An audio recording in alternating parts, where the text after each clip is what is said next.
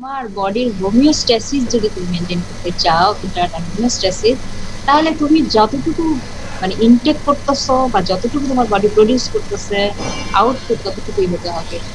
এই পজিটিভ দিয়ে এটাই বোঝানোর চেষ্টা করতেছি যে ইনপুট যতটুকু বা জেনারেশন যতটুকু, তোমাকে ততটুকু এক্সপেক্ট করে দিতে হবে। নাহলে তুমি ব্যালেন্স করবে, তাহলে না হলে তো তুমি হোমিওস্ট্যাসিস হোমিওস্ট্যাসিস মেনটেন করতে পারবা না। কনস্ট্যান্ট ইন্টারনাল এনভায়রনমেন্টটা তুমি মেনটেন করতে পারবা না। জি। আমরা যেটা পড়তেছিলাম বডি ফ্লুইড, তাই তো বডি ফ্লুইডের ভিতরে আমাদের বলেছিলাম যে এতগুলো লার্নিং অবজেক্টিভস, তার ভিতরে খেয়াল করে দেখো আমরা ওয়াটার হোমিওস্ট্যাসিস এর আন্ডারে total body water volume distribution এগুলো পড়া হয়ে গেছে। আমার বাদ আছে শুধু water balance and it's regulation, সেটা নিয়ে আজকে আমরা কথা বলবো।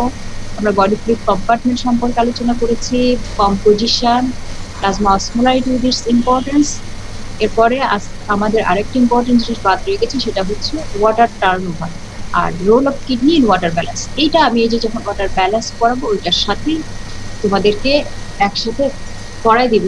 তোমাদেরকে এটাও জানাই দিব যে কোনো কোনো সময় আলাদা করে role of kidney in water balance এই প্রশ্নটা আসে, যে how kidney is maintaining water balance. শুধু যদি কিডনি কিডনি কিভাবে মেইনটেইন করতেছে এটা আসে, তাহলে তোমরা কোশ্চেনের আনসারটা কিভাবে করবা। আর অ্যাজ এ হোল যদি ওয়াটার ব্যালেন্স আসে তাহলে তোমরা কয়টা কম্পোনেন্ট লিখবা সেটা নিয়েও আমি আলোচনা করব। তাহলে আসো দেখো, আমি এই আবারও যে বললাম যে একটু রিপিটেশন করে যাই, একটু রিকল করে যাই। তাহলে আমরা বডি ফ্লুইড কম্পার্টমেন্টকে কম্পার্টমেন্টালাইজ করেছি, কয়টা কম্পার্টমেন্টে ভাগ করেছি বডি ফ্লুইডকে, বলো তোমরা একটু বলো। বডি ফ্লুইডকে ইফাত না অন্যরা বলবে, বলো। তুমি শুনতে পাচ্ছ না? ম্যাম দুটো কম্পার্টমেন্টে দুই ভাগে, ইসিএফ ইসিএফ এন্ড আইসিএফ। হ্যাঁ, তাহলে এক্সট্রা সেলুলার ফ্লুইড কম্পার্টমেন্ট আর ইন্ট্রাসেলুলার ফ্লুইড কম্পার্টমেন্ট। আগে কম্পার্টমেন্ট, তাই তো? আগে হচ্ছে আমার বডি ফ্লুইড কম্পার্টমেন্ট, একটা হচ্ছে এক্সট্রা সেলুলার ফ্লুইড কম্পার্টমেন্ট আর হচ্ছে ইন্ট্রাসেলুলার ফ্লুইড কম্পার্টমেন্ট। তাহলে এই দেখো, এক্সট্রা সেলুলার ফ্লুইড কম্পার্টমেন্ট একটা আর একটা হচ্ছে ইন্ট্রাসেলুলার ফ্লুইড কম্পার্টমেন্ট। তাহলে এই এক্সট্রা সেলুলার ফ্লুইড কম্পার্টমেন্টের ভিতরে যে ফ্লুইড থাকবে সেটা হচ্ছে ইসিএফ। এক্সট্রা সেলুলার ফ্লুইডে যেটা থাকবে তাহলে এক্সট্রা সেলুলার ফ্লুইড। আর ইন্ট্রাসেলুলার ফ্লুইড কম্পার্টমেন্টে যে ফ্লুইড থাকবে সেটা হচ্ছে ইন্ট্রাসেলুলার ফ্লুইড। এই তো, তাই তো, এটা তো মূল কথা। কিন্তু ব্যাপার হলো যে এখন দেখো যে যখন আমরা এই ভাগাভাগি গুলো করি তখন আমরা একটু ডিসক্রিমিনেটরি ওয়েতে করি, তাই না? হোমোজেনাসলি করি না। না, কেন হোমোজেনাসলি করি না? আমি তোমাদের সাথে কতদিন এটাও আলোচনা করে ফেলেছিলাম যে কেন আমরা দেখো আমার টোটাল বডি ওয়াটার একটা 70 কেজি অ্যাডাল্টের যদি হয়, আমরা বলেছিলাম যে আমি, বলো তো বডি ওয়াটার কোন কোন ফ্যাক্টরির উপরে ডিপেন্ড করে? Body water sex, body weight, sex and body weight, sex and body weight. হ্যাঁ, তার মানে তোমাদের কিন্তু কোশ্চেন দেওয়া হবে যে তোমাকে একটা বাচ্চার বডি ওয়েট, একটা বাচ্চার বডি ওয়েট দিয়ে দেওয়া হবে, তার তুমি বের করতে হবে টোটাল বডি ওয়াটার কতটুকু আছে বের করতে হবে। একটা বুড়ো মানুষের দেওয়া হবে, এজ দিয়ে দেওয়া হবে, এত এজের একটা বয়স্ক মানুষের তোমার বডি ওয়াটার বের করতে বলা হবে, ওয়েট দিয়ে দেওয়া হবে। সেরকম হয়তো একটা ইয়াং কাউকে দেওয়া হবে, মেল ফিমেল বলে দেওয়া হবে, তাহলে কিন্তু সবার বডি ওয়াটার সেম হবে না, তাই না? এখানে আমরা ধরে নিয়েছি যে একটা 70 কেজি অ্যাডাল্ট মেল যদি হয় তাহলে তার কত বডি ওয়েটের 60% থাকে ওয়াটার। সেইটা দিয়ে এটা আমাদের একটু ক্যালকুলেশন হবে, সুবিধা হয়, সেই জন্য আমরা এভাবে করে নিয়েছি। কিন্তু তোমাদের পরীক্ষাতে কিন্তু এই জিনিসটা থাকবে না, এটা আগেই বলে দিয়েছি। এই সব কিছু চেঞ্জ হয়ে যাবে। তাহলে তখন তুমি কার উপরে বেস করে এটা করবা? কারণ তুমি জানো যে ওই ক্যালকুলেশনে ফেলে দিয়ে তুমি বের করে নিলাম, বের করার পরে 2/3 তুমি পাঠিয়ে দিলা ইন্ট্রাসেলুলার ফ্লুইডে, তাই তো? তাই না? তুমি যদি এই জিনিসটা বুঝে থাকো। আচ্ছা, এখন বলো তো তুমি এই ডিস্ট্রিবিউশনটা কিভাবে করবে? আমি এই টোটাল বডি ওয়াটার তো বের করলাম, তোমাকে ওজন দিয়ে দেওয়া হলো, এজ দিয়ে দেওয়া হলো, বের করলাম, এবার ডিস্ট্রিবিউশন কিভাবে করবে? কাকে কত পার্সেন্ট দিবা, কত ভাগ দিবা? 2/3 ইন্ট্রাসেলুলার, 1/3 এক্সট্রাসেলুলার। তাহলে ওই যে তুমি যে ভ্যালুটা পাইছো সেটাকে দিয়ে দিয়ে বা গুণ ভাগ করে তৈরি করতে পারবা না? বের করতে পারবা না? পারবা তো? জি মিস। আচ্ছা, তাহলে এইভাবে করে তোমার করতে হবে। করার পরে তারপরে যে আমরা এই যে এক্সট্রা সেলুলার ফ্লুইডকে আবার আমরা দুইটা কম্পার্টমেন্টে ভাগ করলাম, একটা হচ্ছে ইন্টারস্টিশিয়াল ফ্লুইড আর একটা হচ্ছে প্লাজমা, তাই না? প্রত্যেকটা জায়গায় খেয়াল করে করে দেখো যে কিন্তু একটা সেল মেমব্রেন আছে। যখন তুমি এক্সট্রা সেলুলার ফ্লুইড, ইন্ট্রাসেলুলার, এখানেও একটা সেল মেমব্রেন আছে। ইন্টারস্টিশিয়াল ফ্লুইড এবং প্লাজমা এখানেও কিন্তু একটা সেল মেমব্রেন আছে, যেটাকে আমরা ক্যাপিলারি ওয়াল বলে থাকি। তার মানে ক্যাপিলারি ওয়ালের ভিতরে ক্লোজড সার্কিটের ভিতরে যেটা থাকে সেটাই হচ্ছে প্লাজমা। বাইরে যত ছড়ায় আছে সেই অংশটা হচ্ছে ইন্টারস্টিশিয়াল ফ্লুইড। আচ্ছা, তোমরা ইন্টারনাল এনভায়রনমেন্ট বলতে কি বোঝো বলো তো? ইন্ট্রাসেলুলার ফ্লুইড না extracellular? extracellular fluid. Extracellular fluid. কারণ আমার এই সেলগুলো আসলে ব্যাথিং মানে ওই সেলগুলো আমি সাবমার্জ করে রাখছি আসলে কার ভিতরে? সিএফ এর ভিতরে, তাই না? সিএফ এর ভিতরে বসাতে দিয়ে রাখছি। ও আসলে ওটার ভিতরে টু সাম এক্সটেন্ট ওর ভিতরে সাবমার্জ হয়েছে, ডুবে আছে। আমরা প্লাজমা অসমোলারিটির এত ইম্পর্টেন্স কেন আমাদেরকে বলেছিলাম? কেন বলতো প্লাজমা অসমোলারিটির ইম্পর্টেন্সটা কেন এত বেশি? কারণ কি? কারণ আমাদের ইকুইলিব্রিয়াম স্টেটে থাকতে হবে, এই জন্য। এক্স্যাক্টলি, ইকুইলিব্রিয়াম স্টেটে থাকতে হবে। কারণ ওই যে বললাম যে আমার হলো যে বডির ইন্টারনাল এনভায়রনমেন্ট, মানে আমি বুঝি যে ইসিএফ এর ভিতরে তুমি সেলটাকে চুবায় রাখছো, ইসিএফ এর ভিতরে সেলকে চুবায় রাখছো। এখন ওর অসমোটিক প্রেসার যত, তোমার সেলের ভিতরের অসমোটিক প্রেসার যদি সেম না হয় তাহলে কি হবে বলো তো? হয়তো বা সেল চুপসে যাবে অথবা বার্স্ট হয়ে যাবে। এক কথা হচ্ছে যে ওয়াটার শিফটিং হবে, ওয়াটারের অসমোসিস করা হবে, তাই না? ওয়াটারের অসমোসিস করা হবে। তার এই জন্য আমার এই যে দেখো যে ইকুইলিব্রিয়াম থাকতে হবে। ইন্টারসেলুলার ফ্লুইডের অসমোটিক প্রেসার যত, আমার এক্সট্রাসেলুলার ফ্লুইডের তাই থাকতে হবে। এবং এটা কখনোই ভুলো না যে এক্সট্রাসেলুলার ফ্লুইড বলতে কিন্তু আমরা বোধ ইন্ট্রাভাস্কুলার মানে plasma as well as interstitial fluid বুঝি। শুধুমাত্র এখানে ওই যে তোমাদের যেটা বললাম যে গ্লোমেরুলার ফিল্ট্রেটের সাথে প্লাজমার যে ডিফারেন্স, যে গ্লোমেরুলার ফিল্ট্রেটের ভিতরে কোনো প্রোটিন থাকে না, প্লাজমা প্রোটিন থাকে।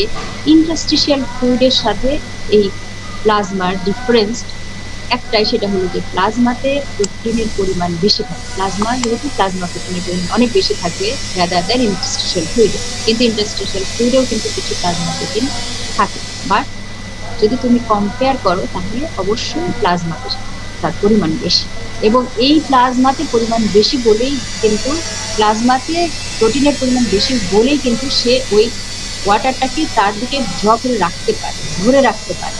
না হলে কি হতো, ওয়াটারটা বের হয়ে সব ইন্টারস্টিশিয়াল স্পেসে চলে আসতো এবং আলটিমেটলি যেটা হয়ে যেত সেটা হচ্ছে ইডিমা।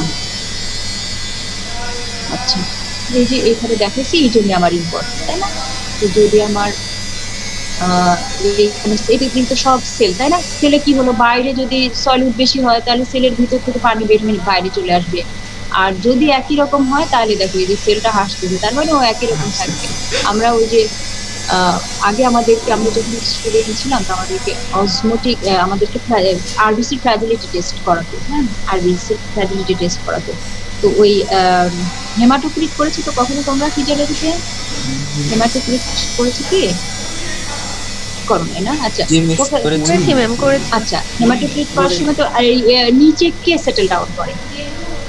আরবিসি, তাই না? হ্যাঁ, আরবিসি গুলোকে নিচে সেটেল ডাউন করার পর এই আরবিসি গুলোকে নিয়ে কি করানো হয়, এরকম একবার হাইপারটনিক, একবার আইসোটনিক, আর একবার হাইপোটনিক, এরকম সলিউশনে ওকে চুবানো হয়। এরকম একটা ছোট ছোট কতগুলো এখন মনে আছে যে মিডিয়া তৈরি করে না মাইক্রোবায়োলজিতে দেখবা, এই যে এরকম ধরনেরই আর কি গোল গোল কতগুলো মিডিয়া থাকে, ওটার ভিতরে ওই হাইপারটনিক, আইসোটনিক, হাইপোটনিক এরকম সলিউশন থাকে, ওটার ভিতরে ওই আরবিসি গুলোকে দেওয়া হয়, দিয়ে তারপরে ওই আন্ডার মাইক্রোস্কোপ ওদেরকে টেস্ট করা হয়। তো যদি আমি হাইপারটনিকে দিই তাহলে আলটিমেটলি কি হয়ে যায়, সেল শ্রিঙ্ক করে যায়।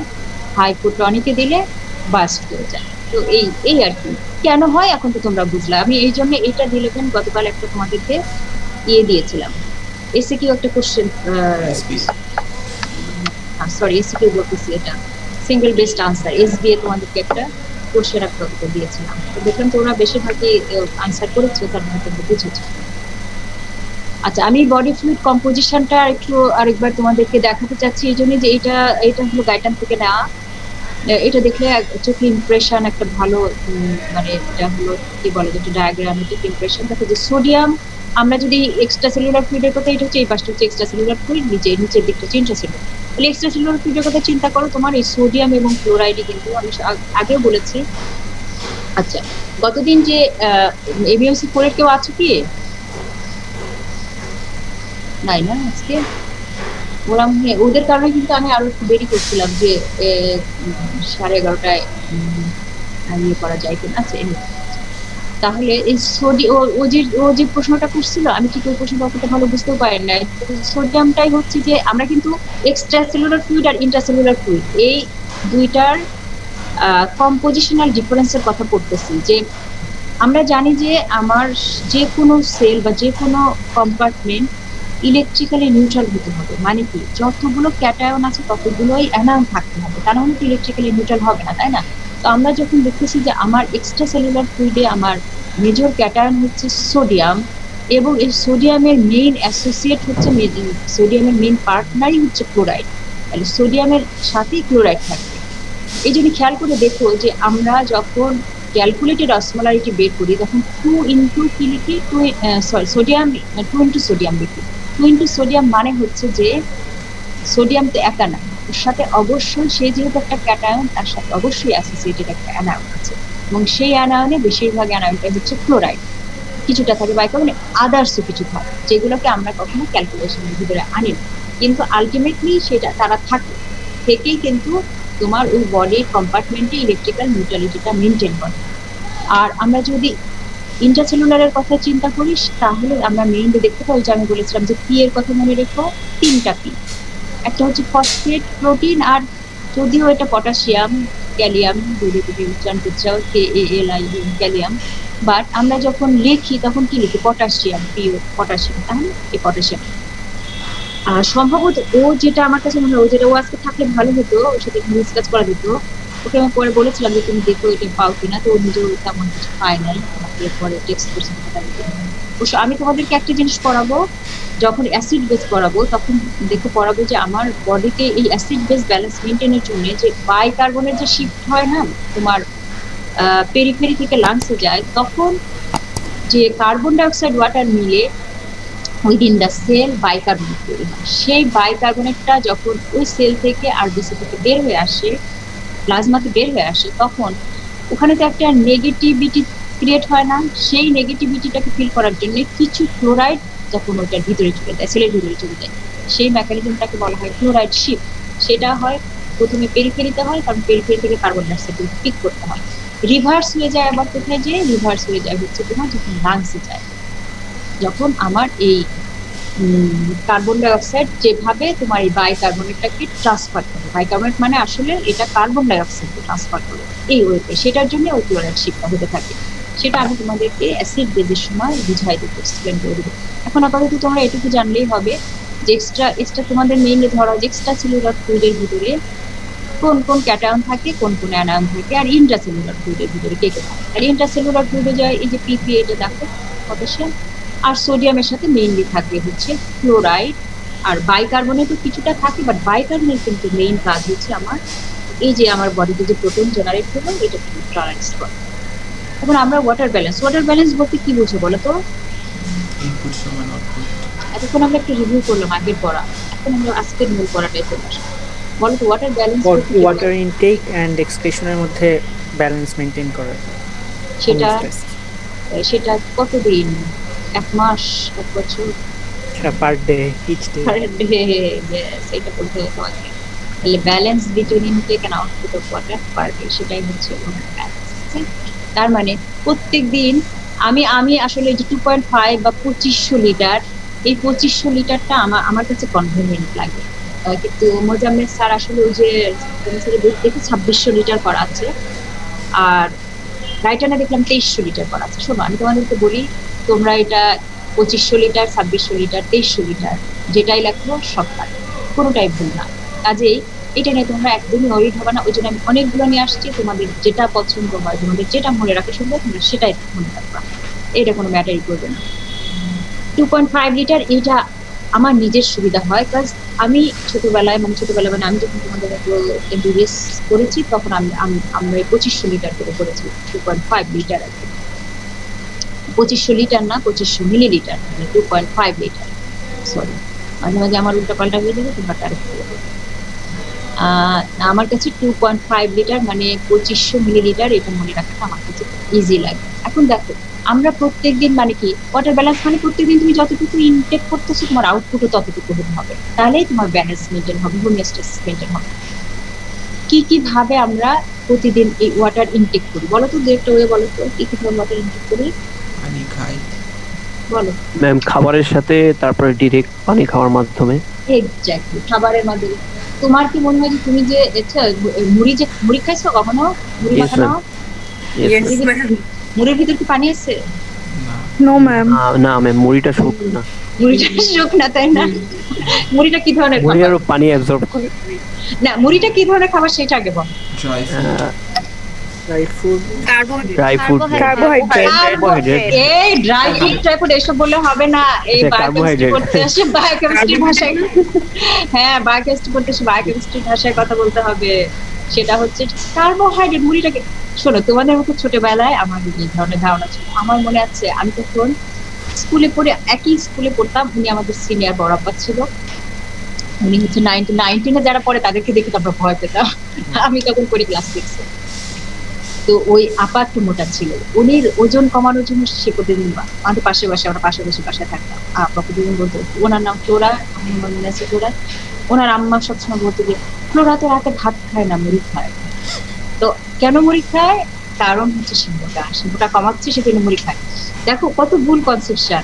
মুড়িটা তো এক্সক্লুসিভলি কার্বোহাইড্রেট, তোমরা যে পড়ে আসলে না, কার্বোহাইড্রেট ব্রেকডাউন হয়ে আলটিমেটলি সে টিসি সাইকেল থেকে ইটিসি তে যাবে না, ইলেকট্রন ট্রান্সপোর্ট চেনে যাবে না, ইয়েস তাহলে সে কি ওয়াটার প্রডিউস করবে না? Yes ma'am. তাহলে ওয়াটার তো প্রডিউস করবে। আমি এই জিনিসটা মানে এইটা আমার মেমোরিতে এখনো রয়ে গেছে, যে যখন মোজাম্মেল স্যার আমাদের ক্লাসে পড়াচ্ছিল যে সবচেয়ে যে শুকনা খাবার জানবা সেটার ভিতরেও তো কিছু পানি আছে। তাই তো আমার তখন হঠাৎ ফ্লোরাপার কথা মনে পড়লো। ফ্লোরাপাকে আমি সারা জীবন দেখতাম রাতে মুড়ি খাইতো, এই জন্য জীবনেও মহিলা ওজন কমে নাই, সে তো মুড়ি হয়তো বা 1 গামলা খাইতো, ভাবতো যে আমি ড্রাই ফ্রুট খাচ্ছি, কিন্তু 1 গামলা ড্রাই ফ্রুট খাচ্ছে মানে কার্ব খাচ্ছে, পানি তো প্রডিউস হচ্ছে, তার সাথে কত ক্যালোরি ইনটেক হয়ে যাচ্ছে সে বুঝতেও পারতো না। তো তোমাদের এই এক্সাম্পলটা বলা এই জন্যই যে সবচেয়ে যে ড্রাই খাবার তার ভিতরেই কিছু না কিছু পানি আছে, তার মানে সেটা কার্বোহাইড্রেট, প্রোটিন বা ফ্যাট যেটাই হোক, তোমরা তো অলরেডি পড়ে ফেলছো যে ইলেকট্রন ট্রান্সপোর্টে যে আলটিমেটলি ফাইনাল অক্সিডেশন হয়ে আমার সব খাবারই কিছু না কিছু ওয়াটার প্রডিউস করতে। তাহলে খাবারের ভিতরে যে পানি থাকলো সেটা, আর কিছু খাবার সেটা দেখেই বোঝা যায় ওটার ভিতরে অনেক পানি, তাই না? অ্যাজ ফর এক্সাম্পল যে একটা পানি কন্টেইনিং খাবারের নাম বলো। ওয়াটারমেলন। হ্যাঁ না, আমি ওয়াটারমেলন, ভেরি গুড, নাম শুনে বোঝা যায় ওর ভিতরে প্রচুর পানি আছে। একটা সবজির নাম বলতে পারো যার ভিতরে পানি আছে? শসা, কিউকাম্বার, তারপরে পেঁপে, লেবু, পেঁপে। তোর কাছে লেবু পানি আছে? লেবু তো সবজি না। আচ্ছা যাই হোক, লেবু আছে, ওই যে ঠিকই আছে, ওটা যে চিপ দিলে পানি বের হয়, ঠিকই তো, পানিটা আছে। আমরা অবশ্য ওটাকে ভিটামিন সি এর হিসেবে বেশি মানে রিচেস্ট সোর্স মনে করি, ভিটামিন সি রিচেস্ট সোর্স মনে করি। তো ওকে, পানি আছে। আচ্ছা, আর দু একটা বলতে পারো, লাউটাও এসব? কারণ আমি তোমাদেরকে বলি, বিকজ আমার মনে আছে যে যখন আমার ফার্স্ট বেবি হলো তখন আমাকে গাইনোকোলজিস্ট আমার টিচার ছিলেন, উনি আমাকে বললো যে এই তোমার হলো যে বেশি বেশি করে মানে ওয়াটার কন্টেইনিং ইয়ে খেতে হবে, ভেজিটেবলস খেতে হবে। অ্যাজ ফর এক্সাম্পল কি, লাউ। তোমরা যারা মেয়ে আছো তোমরাও এটা জেনে রাখো, লাউয়ের ভিতরে বা তোমাদের আত্মীয় স্বজন যাদের বেবি আছে, যেমন রিসেন্টলি আমার এক বোনের মেয়ের ওর একটা বেবি হয়েছে, তো আমি ওকে বললাম যে এই বেশি লাউটা ওইগুলো বেশি করে খা। কারণ হচ্ছে যে ব্রেস্ট মিল্কের one of the most important component হচ্ছে ওয়াটার। ওয়াটার তো তোমার ওই ওয়াটারটা কোথেকে পাবে? ওই মানে ব্রেস্ট মিল্ক তৈরি হবে মায়ের বডি থেকে, তো মায়ের বডিতে তো পানি থাকতে হবে, পানি না থাকলে তো ওয়াটার পাবে না। ওই জন্য তোমাকে ওই ওয়াটার কন্টেইনিং ফ্রুটস, ভেজিটেবলস এগুলো প্রচুর খেতে হবে, তার সাথে তো ওয়াটার থাকবে। আর এমনি তো ওয়াটার তো ওয়াটারই, তাই না? এমনি তো আমরা পানি খাচ্ছি, টক টক করে এমনি পানি খাচ্ছি, সাধারণত আমরা এরকম যে 1.5 লিটার পানি খাই। এছাড়াও আমার বডির ভিতরেও ওই যে মেটাবলিক ওয়াটার প্রডিউস হয়, জেনে আসছে। এই সব মিলে আমার ইনপুট। তার মানে আমি খাবার খাচ্ছি, আমি এই যে মনে করে এখানে পানির বোতল আছে, এই পানির বোতল থেকে পানি খাচ্ছি, ডিরেক্ট পানি। এছাড়াও মুড়ি খাইলাম, ওর ভিতরেও পানি, ছোলা খাইলাম, পানি, কিছু কিছু তো পানি আছে। আর আমার বডি তো পানি তৈরি করলো। এইভাবে আমার টোটাল তাহলে টোটাল অ্যামাউন্ট আমার এতটুকু হতো। তাহলে যতটুকু আমি প্রতিদিন খাওয়ার মাধ্যমে নিলাম, এই এতটুকু তো আমার বের করে দিতে হবে। তাহলে এখন এই বের করার কাজটায় সবচেয়ে আগে কে আসবে? ইউরিন। সবচেয়ে আগে কে আসবে? ইউরিন। হ্যাঁ, পানির মানে পানি এক্সক্রিশনের যখন ব্যাপার হবে, ওয়াটার এক্সক্রিশনের ব্যাপার হবে, 1 নম্বরে তোমরা বলবা হচ্ছে কিডনি, তাই না? তাহলে কিডনি দিয়ে ইউরিনের মাধ্যমে। তোমরা যখন আমরা বলি যে ওয়াটার ব্যালেন্স, যে ইনটেক যে একটা ইসের বলো তো, মানে ওয়াটার ব্যালেন্স মেনটেনের সময় আমাদের বডিতে আমরা ওয়াটার কিভাবে ইনটেক করি, কিভাবে আমরা ওয়াটার ইনটেক করি, নাম বললে আউটপুট কিভাবে হয়। আউটপুট বলার সময় দুনিয়ার হাবিজাবি ব্রিদিং, সোয়েটিং, এটা সেটা বলে ইউরিনের নাম কোনো খোঁজ নাই, অথচ ইউরিন 1 নম্বরে আসবে। তো এই ভুলটা যেন না হয়, আগে ইউরিন বলে তারপরে অন্য যা ইচ্ছে তাই বলো, ইউরিন বলতে যেন ভুল না হয়, বুঝতে পেরেছো? কারণ তুমি যতটুকু পানি বেশি খাইলে বেশি বের হবে ইউরিন। ওই জন্য প্রথম দিন জিজ্ঞাসা করছিলাম যে নিজে টের পাও না? যেমন ফর এক্সাম্পল রমজান মাসে সেহরির পর দেখবা যে প্রচুর প্রচুর অনেকবার ওয়াশরুমে যেতে হচ্ছে, তারপরে ইফতারের আগ দিয়ে কোনো খবর নাই। তার মানে এই ইউরিন হচ্ছে মেজর রোল প্লে করে। আর ফিসেসের মাধ্যমে হচ্ছে সবচেয়ে লিস্ট অ্যামাউন্ট অফ ওয়াটার বের হয়, মাত্র 100 মিলিলিটার। আর ব্রিদিং, সোয়েটিং এর মাধ্যমে আমাদের বডি থেকে, তোমরা তো জানো। আচ্ছা, তোমরা যে আমাদের ব্রিদিং, সোয়েটিং এ তো মানে এটা তো ভিজিবল, নট ইনভিজিবল। আর এমনিতেই যে আমার এই যে রেসপিরেশনের মাধ্যমে, এছাড়াও যে আমার একটা হচ্ছে পার্সপিরেশন, মাস্কের ভিতরে যে পানি জমে যায়, ওয়াটার ভ্যাপর হিসেবে বের হয়। এক্স্যাক্টলি, মাস্ক করলে এখন তাহলে বুঝতে পারতো যে মাস্ক করলে এখন। এর আগে বুঝছো? এর আগে জি ম্যাম, বোঝা যায় তো। ওই যে শীতকালে যখন হলো কথা বলি তখন ওই যে ধোয়া ধোয়া হয়ে যায়, শীতকালে বোঝা যায়, তাছাড়া বোঝা যায়। একটা গ্লাস সামনে নিয়ে এরকম করে দেখো, ওইটা কি হয়ে যায়? হেজি হয়ে যায়। এটা ইন্ডিকেটস যে ভ্যাপার, তোমার ওয়াটার ভ্যাপার আসছে ওটার সাথে। আচ্ছা, ঠিক আছে, আমি এই এই এই এই ছবিটা আরেকবার নিয়ে আসছি, এটাও গাইডলাইন থেকে না। এটা নিয়ে আসছি এই জন্য যে তোমরা যখন ওয়াটারের বা টার্ন ওভার করবা, সবসময় মনে রেখো যে আমরা ইনটেক করতেছি কোথায়? আমার ইনটেক করতেছি, ইনজেকশন করতেছি হচ্ছে আমার ইসের মাধ্যমে, মানে জিআই ট্র্যাক্টের মাধ্যমে ইনজেকশন খাচ্ছি। এটার মাধ্যমে তো যে অ্যাবজর্পশন হয়ে আসলে কোথায় যায়? ব্লাডে যায় না? ব্লাডে যায়। তারপরে এই যে মেটাবলিক ওয়াটার যেটা প্রডিউস হয়, সেটাও তো আলটিমেটলি কোথায় চলে আসে? ব্লাডে চলে আসে। তাহলে এই সব ওয়াটারগুলো সবাই আলটিমেটলি ব্লাডে চলে আসে। ব্লাড হচ্ছে ইসিএফ। তাহলে টার্ন ওভার কোথা থেকে হবে? ইসিএফ থেকে বেরও হয়ে যাবে, কিন্তু তোমার ব্লাড থেকে, মানে কিডনি থেকেও, যে কিডনিতে বললাম প্লাজমায় তো সে ইয়ে করে, ফিল্ট্রেশন তো প্লাজমার হয়, কিডনি থেকে বের হয়ে যায়, লাংস বলো, ফিসেস বলো, সোয়েটিং বলো, সবই কিন্তু ইসিএফ থেকে বের। মানে ইনটেক করার পরে তোমার যে ওয়াটারটা, সেটা আসলে প্রথমে যে জমা হচ্ছে ইসিএফ এ, তারপরে নিড অনুযায়ী সে বিভিন্ন জায়গায় ছড়াই দিচ্ছে, যখন বের হয়ে যাবে ইসিএফ থেকে কিন্তু বের হয়ে যাবে। আমি ওয়াটার ব্যালেন্সের আমি বললাম যে আমি বিভিন্নভাবে অনেকগুলো ছবি তোমাদেরকে দিয়ে দিয়েছি, যেহেতু আমাদেরকে স্লাইডগুলো পরে দিয়ে দিব, তোমরা দেখে নিও। তোমাদের জন্য যেটা মনে রাখা এই জীবনে, সেটাই মনে রাখো। এখন ইনসেন্সিবল ওয়াটার লস, এটা একটু আগে আমরা কথা বলে আসলাম। সেটা হচ্ছে দেখো, নিয়ারলি 700 মিলিলিটার ওয়াটার আমাদের প্রত্যেকদিন, একটা হচ্ছে স্কিনের মাধ্যমে, যেটাকে আমরা বলি পার্সপিরেশন, আর এক্সপায়ার্ড এয়ারের মাধ্যমে যেটা, সেটা হচ্ছে ট্রান্সপিরেশন। এটাকে আমরা বলে থাকি হচ্ছে insensible water loss. Insensible water loss মানে কি? তোমার মানে তুমি সেন্স করতে পারো না। এই যে আমি এখন কথা বলতেছি, আমার নাক থেকে প্রচুর ওয়াটার বের হয়ে যাচ্ছে, বা আমার এই বডি থেকেও ইভাপোরেট হয়ে যাচ্ছে, আমি তো ঘামছি না, বাট তার মানে কি এটা না যে আমার বডি থেকে ইভাপোরেট হচ্ছে না? হচ্ছে, কিন্তু এটা কিন্তু আমি সেন্স করতে পারছি না। আমি কি চোখে ঘাম হলে কি আমি দেখতে পাই যে আমার, হ্যাঁ আমার পানি বের হয়ে গেল। বাট এই যে ইনসেন্সিবল ওয়াটার লস, যেটা এক্সপায়ারি পার্সপিরেশন, যেটা স্কিন দিয়ে সারাক্ষণই আমার লস হচ্ছে, এটা কিন্তু আমি বুঝতে পারি না। মানে বিয়ন্ড আমার কনসাসনেস, বিয়ন্ড আমার সেন্স, আমার সেন্সের বাইরেই এটা বের হয়ে যাচ্ছে। এই জন্য এটার নাম হচ্ছে ইনসেন্সিবল ওয়াটার লস। সাধারণত পার্সপিরেশন মানে স্কিন দিয়ে 500 মিলিলিটার মতো, আর 400 মিলিলিটার ট্রান্সপিরেশনের মাধ্যমে যায়।